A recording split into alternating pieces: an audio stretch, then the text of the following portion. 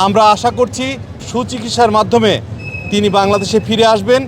আপনারা জানেন বাংলাদেশের গণতন্ত্রের মা দেশনেত্রী বেগম খালেদা জিয়া আপোষের নেত্রী, যিনি বাংলাদেশের গণতন্ত্র, মানবাধিকার, মৌলিক অধিকার এবং বাংলাদেশের উন্নয়নের জন্য প্রায় 4.5 দশকের বেশি তিনি বাংলাদেশের মানুষের কল্যাণের জন্য দেশবাসীর স্বার্থে আত্মনিয়োগ করেছেন। তার গণতন্ত্র উন্নয়ন এবং সামাজিক ন্যায় বিচার প্রতিষ্ঠার জন্য সংগ্রাম করে চলেছিলেন এবং সেই সফলতা হিসাবে 1980 দশকের ফ্যাসিস্ট সরকার স্বৈরাচার এরশাদ সরকারের পতন ঘটিয়ে তিনি রাষ্ট্রীয় দায়িত্ব পালন করেছিলেন এবং বাংলাদেশকে একটি উন্নত রাষ্ট্রের দিকে নিয়ে গেছিলেন।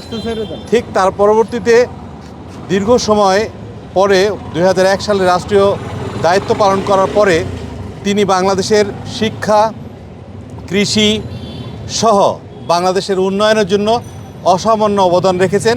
বাংলাদেশের গণতন্ত্রকে এগিয়ে নিয়ে যাওয়ার জন্য কাজ করেছেন। তারপরে তথাকথিত দেশি এবং বিদেশি ষড়যন্ত্রের কবলে পড়ে বাংলাদেশের গণতন্ত্রকে হত্যা করার জন্য যে সকল চক্র কাজ করেছে, 111 সৃষ্টি করে এই গণতন্ত্রকে পিছিয়ে দেওয়ার জন্য ফ্যাসিস্ট সরকার এমন কোনো অন্যায় অত্যাচার নাই যে জিয়া পরিষদ, জিয়া পরিবার এবং বাংলাদেশের গণতন্ত্র হত্যা করার জন্য কাজ করে নাই। দীর্ঘ 1.5 যুগের বেশি এই ফ্যাসিস্ট সরকার জগদ্দল পাথরের মতো চেপে থেকেও বাংলাদেশের মানুষের মুক্তির জন্য একমাত্র প্রতীক ছিলেন দেশনেত্রী বেগম খালেদা জিয়া। আজকে তার সংকটাপন্ন থেকে উন্নতি হয়েছে।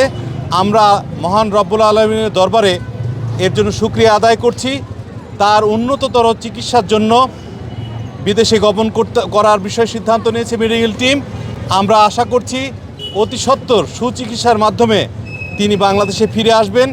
বাংলাদেশের জনগণের মুখে এবং প্রাণে হাসির এবং প্রত্যাশার যে সঞ্চার ঘটবে, এই দেশের ইতিহাসের সাথে দেশনেত্রী বেগম খালেদা জিয়াউর রহমানের পরিবার এবং বিএনপির নাম শত শত বছর থাকবে এবং উন্নয়নের ধারাবাহিকতার ক্ষেত্রেও অবদান রাখবে।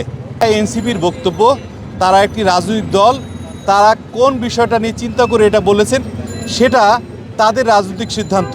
32টি আসনে তার প্রার্থিতা ঘোষণা করেছেন এবং যথাসময়ে নির্বাচনের ব্যাপারে আশাবাদ ব্যক্ত করেছেন। আমরা মনে করি এই ঘোষণার মধ্যে দিয়ে এই ধূম্রজাল যারা তৈরি করার চেষ্টা করেছিল সেটার পরিসমাপ্তি হয়েছে।